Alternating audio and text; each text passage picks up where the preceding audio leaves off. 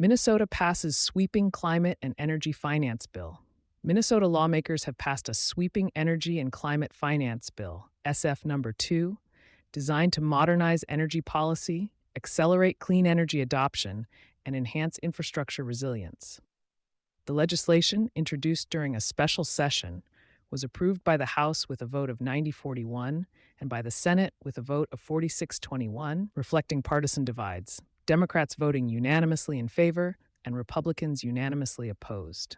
Significant investments in clean energy and electrification.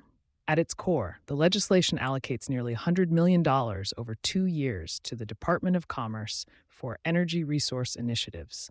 These include weatherization and pre-weatherization efforts. $38.7 million is earmarked to help low-income households access federal weatherization programs by funding essential pre-weatherization work otherwise blocked by federal rules. Community solar garden support, $961,000 annually, will fund regulatory activities supporting Minnesota's community solar garden program.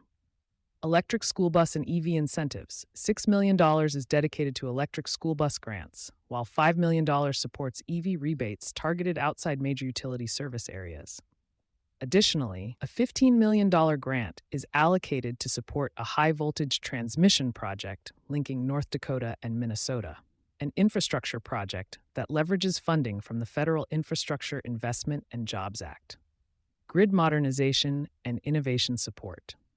The bill prioritizes future-ready grid planning and storage, with $3 million allocated to residential energy storage grants and additional funding to align grid infrastructure with highway corridors. It also supports feasibility studies into using Minnesota's iron resources for long-term battery storage. Notably, it invests $3 million in the Minnesota Energy Alley initiative, a public-private partnership aimed at fostering clean energy startups and talent pipelines, positioning the state as a hub for energy innovation. Workforce and educational integration. The legislation also focuses on workforce development, allocating $756,000 for training partnerships between the Building Owners and Managers Association and technical colleges to address Minnesota's shortage of building engineers.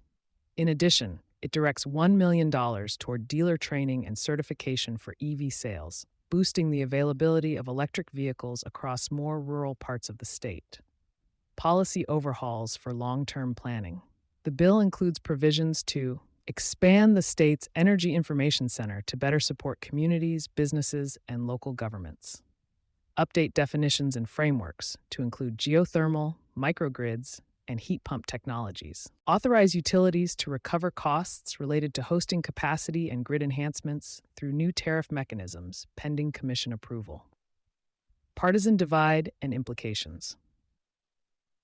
Despite the comprehensive scope and investment in Minnesota's energy transition, the bill passed along starkly partisan lines.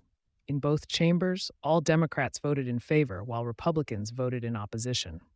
While opponents voiced concerns over cost burdens and government overreach, supporters argued the bill is essential for economic competitiveness and climate resilience. SF number 2 marks a significant step forward in Minnesota's energy strategy, intertwining state innovation with federal incentives from the Infrastructure Investment and Jobs Act and the Inflation Reduction Act.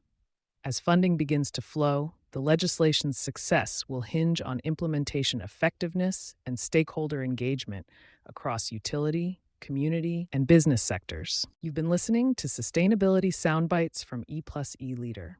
For more information on sponsorship opportunities, reach out to our team today.